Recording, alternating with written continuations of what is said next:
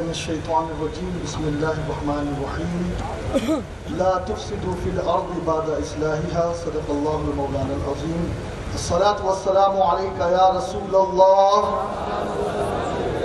الصلاة والسلام علیکہ یا حبیب اللہ الصلاة والسلام علیکہ یا نبی اللہ وعلی آلکہ واصحابکہ یا نور اللہ صلی اللہ تعالی علیہ وسلم۔ حضرت امام رومی رحمۃ اللہ تعالی علیہ کے حوالے سے ابھی یہ کہا گیا کہ سب سے زیادہ دنیا میں پڑھی جانے والی کتاب مثنوی شریف ہے۔ اسی مثنوی شریف میں امام جلال الدین رومی ایک واقعہ بیان کرتے ہیں کہ ایک بزرگ دن کے اجالے میں سورج اپنی آب و تاب کے ساتھ چمک رہا تھا اور وہ چراغ لے کر کے نکلے۔ کسی نے کہا حضور یہ دن کے اجالے میں چراغ لینے کا کیا مطلب؟ تو کہنے لگے میں کچھ تلاش کر رہا ہوں۔ انہوں نے کہا حضور یہ روشنی کم ہے جو آپ چراغ سے تلاش کر رہے ہیں؟ کہا ہاں میں کچھ تلاش کر رہا ہوں جو مجھے نظر نہیں آ رہا۔ پوچھا گیا وہ کیا چیز ہے جو آپ تلاش کر رہے ہو؟ تو کہا میں اس بھیڑ میں انسانوں کو تلاش کر رہا ہوں۔ لوگوں نے کہا حضور بڑی عجیب بات کرتے ہیں آپ، یہ سروں کا سمندر ہے، یہ ریلا ہے، آپ کو انسان نظر نہیں آتے؟ حضرت امام جلال الدین سیوطی لکھتے ہیں کہ وہ بزرگ جواب دیتے ہیں کہ یقیناً یہ سروں کا سمندر تو نظر آ رہا ہے لیکن ان کا چہرہ اور مہرہ یہ صرف انسانوں جیسا دکھ رہا ہے لیکن ان کا دل بھیڑیے سے زیادہ سخت ہو چکا ہے۔ اور پھر آپ نے فرمایا کہ ایک اود کی لکڑی ہوتی ہے، ایک عام لکڑی ہوتی ہے۔ اود کی لکڑی کروڑوں روپیوں میں، ہزاروں روپیوں میں فروخت کی جاتی ہے اور عام لکڑی کو آگ لگا دی جاتی ہے۔ دیکھنے میں دونوں ایک ہوتی ہے لیکن اس لکڑی کی قیمت کیوں بڑھ جاتی ہے؟ تو کہا اس لیے کہ جو لکڑی خوشبو دیتی ہے اس کی قیمت بڑھ جاتی ہے اور جس لکڑی میں خوشبو نہیں اسے کچرے کے بھاؤ تولا جاتا ہے، اسے جلا دیا جاتا ہے۔ بلا تمثیل بلا مبالغہ آج اس وقت جو ہم اور آپ جمع ہوئے ہیں پوری دنیا میں آتنکواد کا ننگا ناچ ناچا جا رہا ہے اور بدقسمتی سے وہ کوئی ٹائی پہننے والا نہیں ہے، وہ کوئی سوٹ پہننے والا نہیں ہے، وہ کوئی ایسا انسان نہیں ہے جس نے اپنا نام غیر اسلامی رکھ رکھا ہے۔ کسی کا نام ابو بکر بغدادی ہے، کسی کا نام ملا عمر ہے، کسی کا نام حافظ سعید ہے، کسی کا نام بن لادن ہے اور سب یہ کہہ رہے ہیں کہ ہم اسلام کے نمائندے ہیں، ہم اسلام کی تعلیمات کو عام کر رہے ہیں۔ آج کے اس پروگرام میں ہم یہ میسج دینا چاہتے ہیں، اس بات کو یاد رکھے کہ پوری دنیا میں چاہے کتنا بھی لبادہ اوڑھ کر کے، کتنے بھی چہری پر داڑھی لمبی کر کے یا کتنے بھی لمبے بال بڑھا کر کے ہمارے سامنے آ جائے، یاد رکھو آج سے 100 سال پہلے جب تم نے مرزا غلام احمد قادیانی کو اسی ہندوستان میں پنجاب کی سرزمین سے کھڑا کیا تھا اور نبوت کا دعویٰ کروایا تھا، الحمدللہ پوری دنیا کے مسلمانوں نے اس کی باطل نبوت کا جو ہے وہ اس کی باطل نبوت کا بائیکاٹ کیا تھا اور پوری دنیا کے مسلمانوں نے بتا دیا تھا کہ مصطفیٰ جان رحمت آخری نبی ہے اور حضور کے بعد کوئی نبی آ ہی نہیں سکتا۔ لیکن جب اس میٹر میں فیل ہوئے تو کہا اب نبوت کے معاملے سے کام نہیں چلنے والا، کہا اب نبوت کا چیپٹر بند کرو ورنہ اور بدنام ہوگے۔ کہا اب کیا شروع کرے؟ کہا اب خلافت کا چیپٹر شروع کرو۔ اب خلافت کا اچھا کیا نام رکھے؟ جناب پہلے خلیفہ کا نام ابو بکر صدیق تھا، اس کا نام بھی ابو بکر رکھے۔ وجہ کیا ہے؟ وجہ صرف اتنی ہے کہ جب دنیا اس ابو بکر کو دیکھے تو دنیا یہ سمجھے کہ یہ ابو بکر اتنا ظالم ہے تو وہ ابو بکر بھی اتنا ظالم ہو، یہ ابو بکر اتنا ظالم ہے تو وہ ابو بکر بھی اتنا ظالم ہوگا۔ لیکن میں ایک چیز بتا دینا چاہتا ہوں، یاد رکھو نام کتنے بھی اچھے رکھ لو لیکن دنیا تمہیں پہچان چکی ہے، نہ تو تمہاری خلافت کی بات سے لوگ گمراہ ہونے والے ہیں، اور نہ ہی تم کسی اور چکر سے مسلمانوں کو گمراہ کر سکتے ہیں۔ اور ہم یہ بات بتا دینا چاہتے ہیں، سنو، تم کس خلافت کی بات کرتے ہو؟ اللہ کی قسم، ابو بکر صدیق کی خلافت اگر آسمان ہے تو یہ خلافت زمین ہے، اور دونوں کا کوئی تعلق ہو ہی نہیں سکتا۔ وجہ یہ ہے کہ ابو بکر صدیق کی خلافت جب قائم تھی تو جانتے ہو آپ اس خلافت میں کیا ہوا تھا؟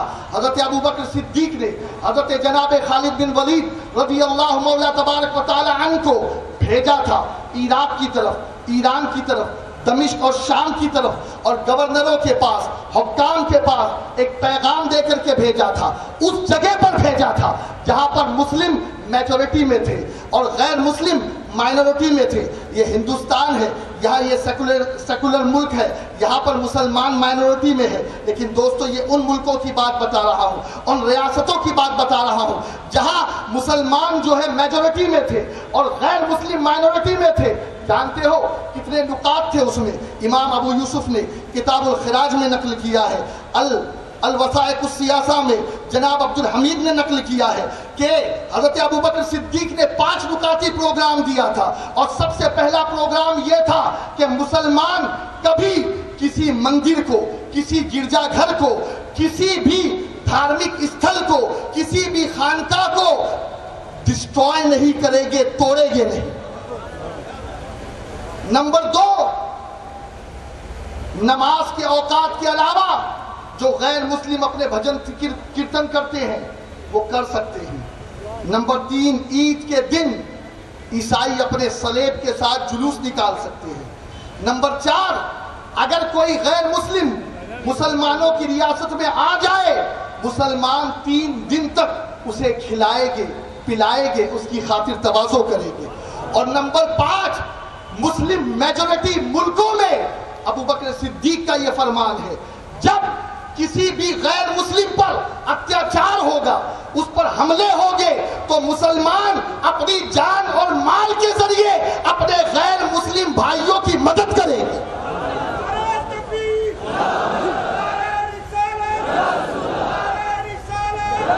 آج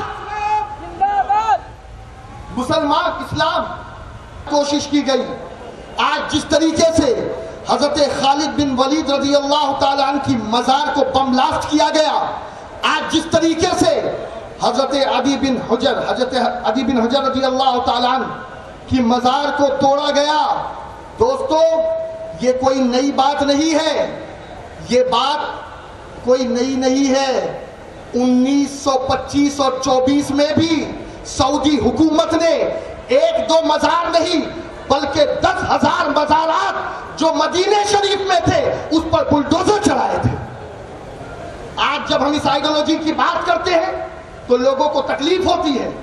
ابھی ادے پور میں ایک سانحہ ہوا، ہر طرف سے آواز اٹھنا شروع ہو گئی، ایسا نہیں ہونا چاہیے تھا۔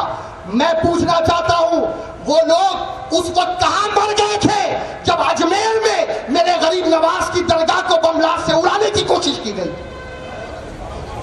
میں ان لوگوں سے سوال کرتا ہوں، ایک قبر کھودی گئی تو تم نے پوری دنیا کو سر پہ اٹھا لیا، اس وقت تم کہاں مر گئے تھے جب حضرت سیدنا ابو سعید خدری کی مزار پر قبر پر بلڈوزر چڑھایا گیا؟ اس وقت تم کہاں چلے گئے تھے جب جناب حضرت عثمان ذوالنورین کی مزار کو شہید کیا گیا؟ اس وقت تم کہاں مر گئے تھے جب میری ماں سیدہ طیبہ طاہرہ فاطمہ الزہرا کی مزار کے گنبد کو توڑا گیا تھا؟ تم باتیں کرتے ہو انصاف کی، امن کی، چور کو چور نہیں کہیں گے تو ہم کیا کہیں گے؟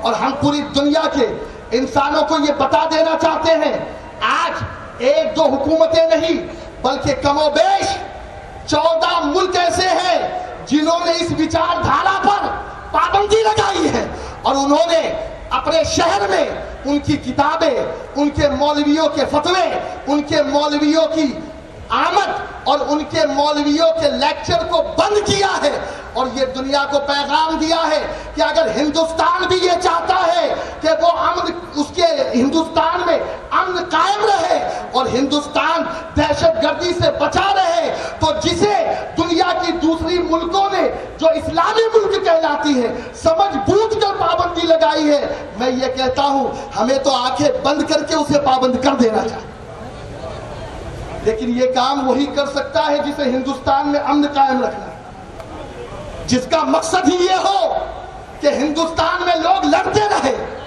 ہندوستان میں قتل و غارت ہو، ہندوستان میں خوریزی ہو۔ وہ تو ہمیشہ کوشش یہی کرے گا کہ ایسی وچار دھارا کو پروان چڑھایا جائے۔ اور میں یہ کہتا ہوں، ارے جن لوگوں نے جناب یوسف کی مزار کو نہیں چھوڑا، جناب یونس کی مزار کو نہیں چھوڑا، جناب یونس کون ہے؟ یہ وہ پیغمبر ہے، ارے جنہیں مسلمان بھی مانتے ہیں، عیسائی بھی مانتے ہیں، دنیا کے دوسرے مذہب کے لوگ بھی اسے انہیں مانتے ہیں۔ میں کہتا ہوں ارے جس نے ہمارے پیغمبروں کی مزار کو نہیں چھوڑا، وہ تمہاری مندروں کو اور گرجا گھروں کو اور تمہارے گردوارے کو کیسے چھوڑ دے؟ سمجھو، داڑھی بڑھا لینے سے کام نہیں چلتا۔ یہ دیکھو کہ اس داڑھی کے پیچھے جو دل ہے، وہ دل انسان کا دل ہے یا بھیڑیے کا دل ہے؟ کوئی انسان کسی بچے کو قتل نہیں کر سکتا، کوئی انسان کسی کو چھت پہ سے گرا کے نہیں مار سکتا، کوئی انسان کسی کو پانی میں ڈبا کر نہیں مار سکتا، کوئی انسان کسی کو جلا نہیں سکتا، کوئی انسان اپنی نگاہوں کے سامنے سو لوگوں کو جو ہے وہ موت کے گھاٹ نہیں اتار سکتا۔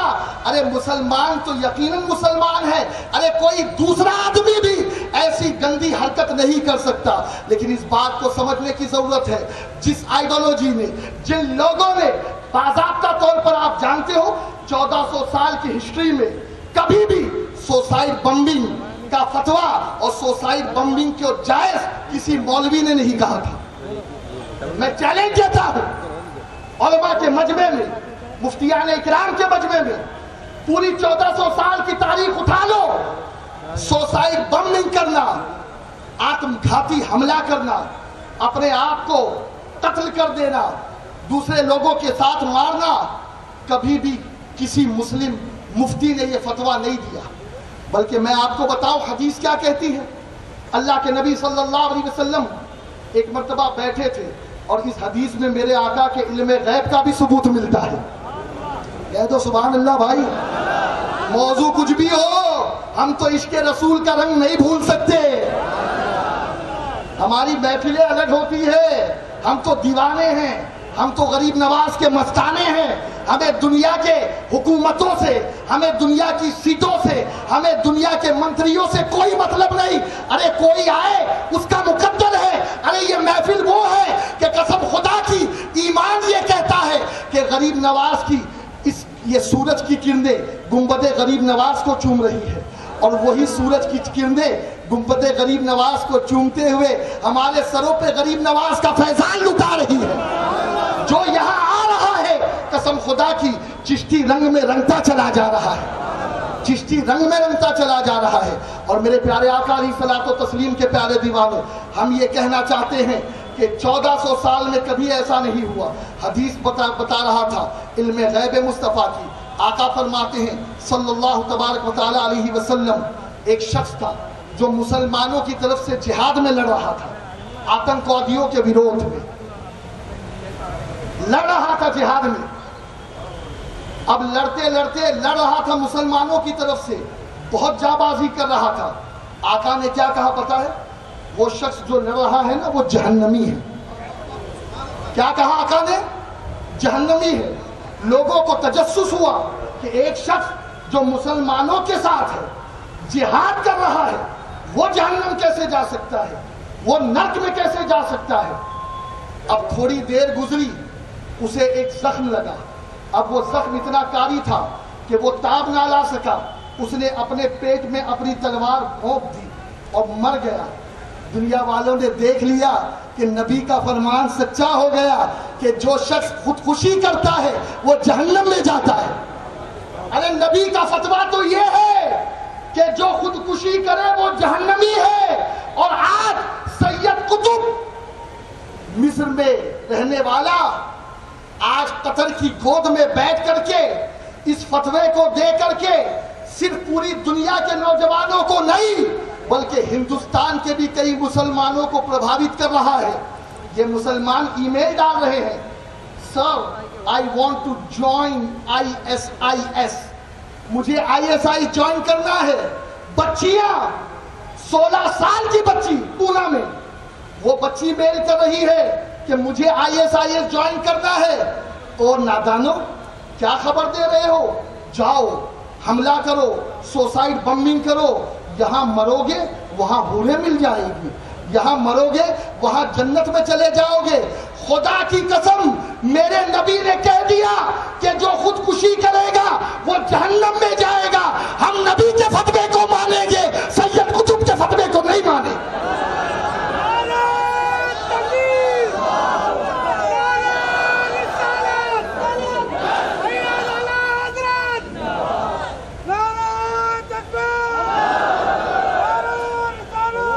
اور ایک بات میں دوبارہ ملک ہندوستان سے کہوں گا, یار ہمیشہ ایکسپیریمنٹ کیوں کرتے ہو؟ Why you are every time examine then you becoming final decision? بھائی آپ نے ایک کہاوت سنی ہے نہیں سنی ہے؟ لومڑی اور مرغی کی کہاوت سنی ہے یا نہیں سنی ہے؟ ایک مرتبہ ایک شکار پڑا تھا. شیر آیا, کہا یہ شکار کس نے کیا ہے, اس پہ کس کا حق ہے؟ تو مرغی نے کہا تھا اس پر میرا حق ہے, میں نے شکار کیا ہے. تو شیر نے ایک پنجہ مارا اور اس کا بھی شکار کر دیا. لومڑی سے پوچھا بتا یہ شکار کس نے کیا ہے؟ لومڑی نے ہاتھ جوڑ کر کہہ دیا حضور یہ شکار بھی آپ کا ہے, یہ شکار بھی آپ کا ہے, یہ جو ہے پرندہ بھی آپ کا, یہ سب آپ کا ہے. کسی نے پوچھا او لومڑی تجھے اتنی سمجھ کہاں سے آئی؟ کہا میں نے دیکھ لیا نا کہ میرے پہلے والے کا حشر کیا ہوا, اس لیے میں نے پہلے سے سرنڈر کر دیا.